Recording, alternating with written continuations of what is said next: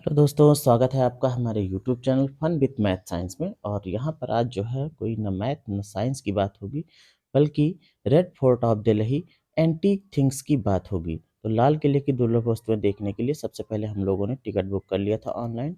और बुक करने के बाद हम लोग पहुँच गए थे किले के अंदर। ये आपको जो दिख रहा है नज़ारा, ये जो है अंदर जहाँ पर ध्वजारोहण होता है उसकी है ये। फिर उसके बाद थोड़ा-सा और देखेंगे तो मेन गेट है, मेन गेट के अंदर आपको जो है मिलेगा छत्ता बाज़ार। और छत्ता बाज़ार का लुक कैसा है, यहाँ पर देखिए। ये है छत्ता बाज़ार, यहाँ पर दोनों तरफ से ढेर सारी सुंदर-सुंदर दुकानें रहेंगी, लेकिन आप कोई भी वस्तु खरीदने की मत सोचिएगा। यहाँ पर बहुत सारी वस्तुएँ महँगी मिलती हैं, जबकि इसके सामने ही लगती है चाँदनी बाज़ार, चाँदनी चौक वाला, वहाँ पर जाकर आप खरीद सकते हैं। तो आइए चलते हैं अंदर और देखेंगे सफ़ेद कलर में यहाँ पर बना हुआ एक बहुत सुंदर इमारत है। और इमारत के बाद फिर हम लोग थोड़ा-सा बाईं तरफ जाएँगे तो मिलेगा बावड़ी। और फिर देखते हैं बावड़ी को। ये है बावड़ी। और जो बावड़ी है वो कितनी गहरी है आइए दिखाते हैं। यहाँ पर देखिए कबूतर से यहाँ पर अपना डेरा बना लिए हुए हैं।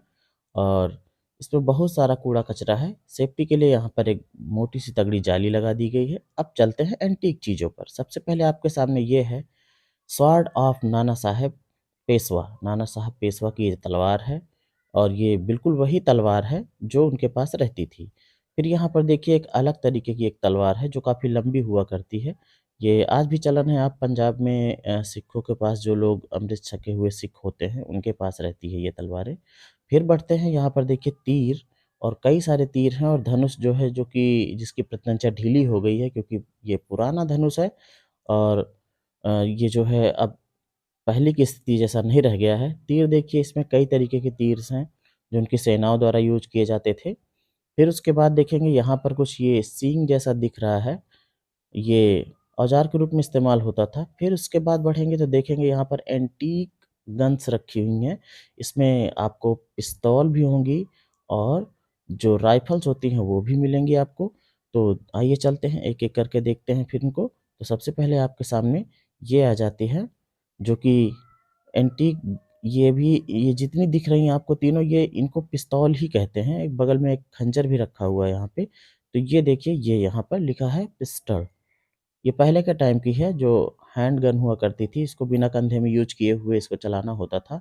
और इसमें जो गोलियाँ होती थी वो गोल ही रहती थी। जैसे आज की गोलियाँ उस तरीके से नहीं हुआ करती थी। फिर देखिए यहाँ पर ये भी अलग-अलग वैरायटी की पिस्टल्स हैं।